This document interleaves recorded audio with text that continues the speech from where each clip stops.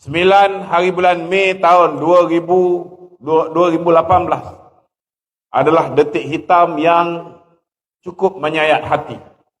Tak pernah kita sangka, saudara, kita tahu rakyat pada tahun 2018 sebelum pilihan raya memang terpedaya dengan fitnah.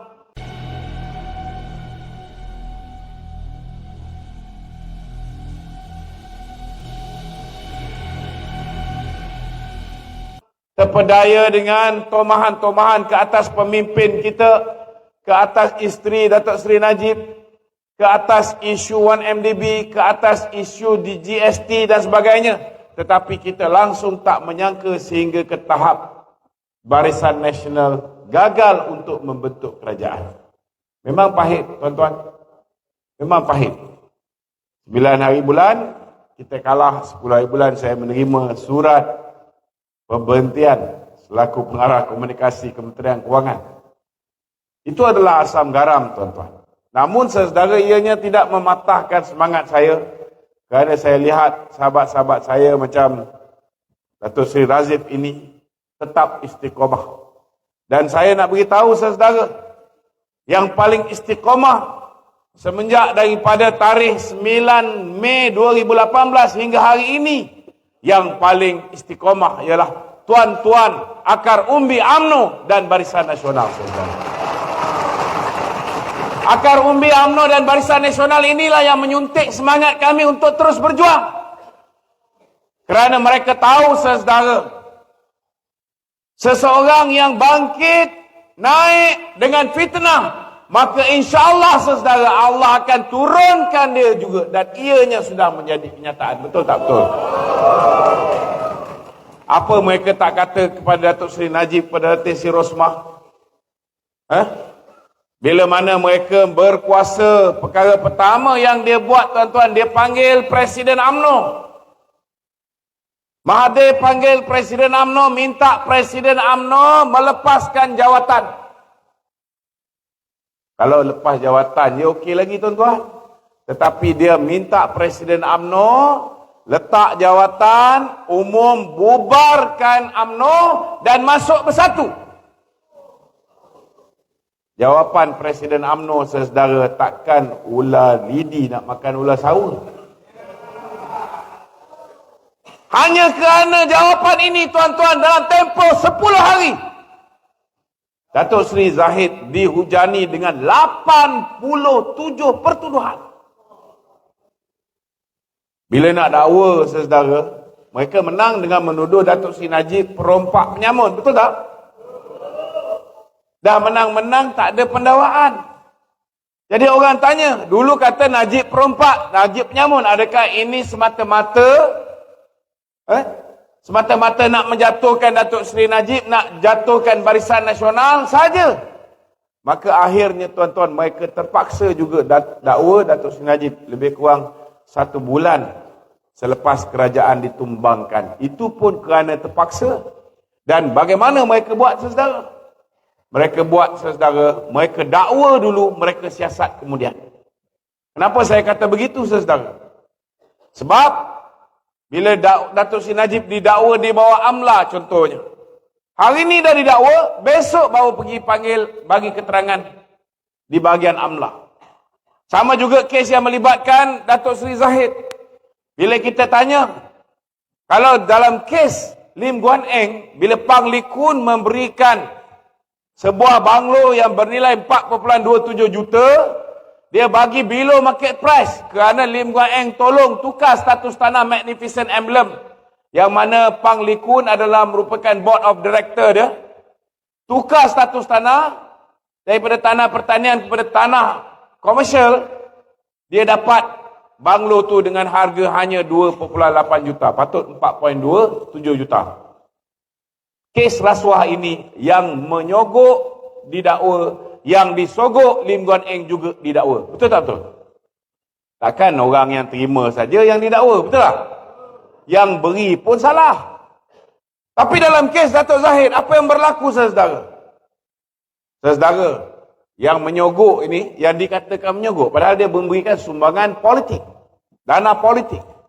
Yang mana dalam negara ini, tuan-tuan, bukan satu kesalahan untuk seseorang menerima dana politik.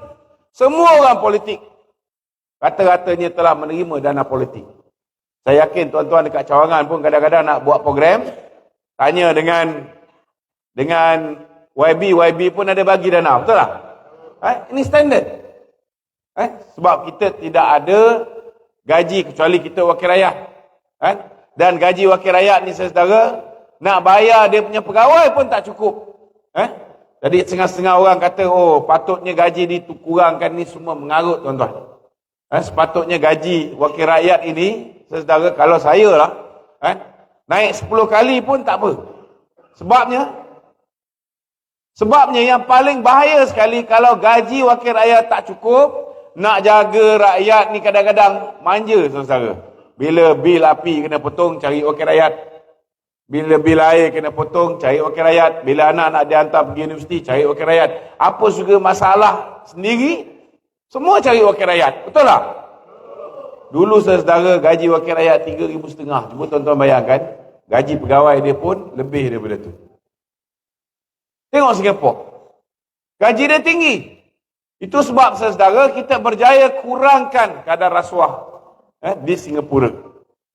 Jadi tuan-tuan, bila Datuk Zahid menerima dana politik, kita tanya kenapa Data Sonic, kenapa MyAG tidak didakwa sama? Kerana dia bagi. Jawapan SPRM ketika itu ni zaman Latifah Koya, tuan-tuan. Saudara, dengan Syukri Abdul. Dia kata, tak apa, kita dakwa dulu, kita siasat kemudian. Tuan-tuan, dalam dunia ni, hanya di Malaysia saja tuan-tuan, berlaku masalah macam ni. Di tempat lain dalam dunia ni, bila seseorang disiasat, dia siasat dulu, dah selesai siasat, komplit kertas siasatan, dihantar kepada Jabatan Peguam Negara. Bila hantar pada Jabatan Peguam Negara, kalau ada bukti kukuh, boleh didakwa, barulah Jabatan Peguam Negara akan melakukan proses pendakwaan. Tetapi dalam kes Datuk Zahid, Datuk Najib dan ramai lagi ahli-ahli politik pro Barisan Nasional, saudara, inilah yang berlaku tuan-tuan. Kertas siasatan belum sedia pun, mereka boleh melakukan pendakwaan terlebih dahulu kerana nak tunjukkan pertamanya bahawa dakwaan dan fitnah mereka bahawa Datuk Seri Najib perompak, penyamun dan sebagainya adalah benar. Dan bila Datuk Seri Zahid tak nak ikut kehendak mereka, maka dia nak tunjukkan bahawa perangai Datuk Zahid ni buruk sangat. Sampai ada 87 kertas pertuduhan tuan-tuan. Itu sebab saya berani cakap, saya tak peduli lah ada orang nak cakap apa. Kalau kena menghina mahkamah ni dah berapa kali saya kena menghina mahkamah tuan-tuan. Nak buat macam mana? Saya lapor tentang rasuah yang diakui oleh Datuk Amhari dalam mahkamah. Saya lapor pun saya kena juga 1 bulan penjara, tuan-tuan. Cuba bayangkan. Orang yang mengaku terima duit daripada Ops Solution. Dia kakitangan kerajaan tapi terima gaji tiap-tiap bulan 25,000, 20,000. Dia mengaku dalam mahkamah. Tak ada sebarang tindakan. Dia mengaku terima 200,000 US dollar. Hari ini mungkin dah dekat 1 juta, tuan-tuan. Tak ada sebarang tindakan. Dia mengaku terima di dalam akaunnya di BSI Switzerland. Kaki tangan awam ada akaun di Switzerland. Apa kejadah ni, tuan-tuan? 3.7 juta. Kita buat report polis, kita kena 1 bulan penjara. Saudara, ini realiti. Itu sebab saya berani cakap, tuan-tuan, pendakwaan ke atas orang-orang UMNO ini ialah pendakwaan yang berniat jahat, malicious prosecution, pendakwaan terpilih dan pendakwaan yang bermotifkan politik. Setuju tak setuju? Kalau tak terpilih, tuan-tuan, video Azmin Ali ni saya dah bawa pergi ke Jakarta. Video Azmin Ali saya dah bawa ke Birmingham, United Kingdom. Pakar forensik mengesahkan memang itu Azmin Ali, pasangan dia memang Haziq. Tak boleh nak tolak. Satu Malaysia pun tengok video ni. Tuan-tuan tengok tak video ni? Tengok ke tidak? Oi, Cakap betul-betul, siapa dah tengok? Tolong angkat tangan. Siapa dah tengok? Tak percaya saya tak tengok. Saudara, semua orang tengok video ni, semua boleh cam. Yang tak boleh cam cuma bekas ketua Polis Negara lantikan Mahathir. Hanya Hamid Bador je yang tak boleh cam. Dia tengok, dia kata kabur. Mula-mula saya nak percayalah tuan-tuan, bahawa mata dia betul-betul kabur. Tapi baru-baru ni bila dia kahwin tuan-tuan, yalah maklumlah tuan-tuan, dia nak cari jodoh tak jumpa, last kali yang dia bawa balik jodoh. Kan? Saya tengok molek pula bini dia tu. Maknanya tuan-tuan, mata dia masih lagi terang. Boleh beza yang mana hodoh, yang mana cantik. Pandai pula dia pilih yang cantik. Tapi bila tengok video Azmin Ali, dia kata kabur. Bila kita suruh bawa balik Jolo, dia kata ujung tahun 2018, dia kata kita akan bawa balik. Tapi last kali tuan-tuan, 2018 dah berlalu, 2019 dah berlalu, 2020 berlalu. Last kali dia pun dah berlalu, dah tak jadi IGP.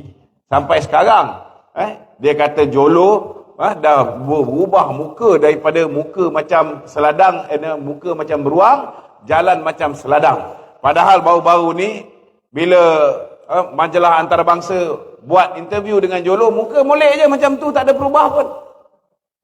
Mereka tahu di mana. Tetapi kenapa tuan-tuan mereka tak nak bawa balik? Sebab the main culprit, penyeleweng sebenar yang telah menjadikan Datuk Seri Najib ini sebagai mangsa tuan-tuan, ialah Jolo.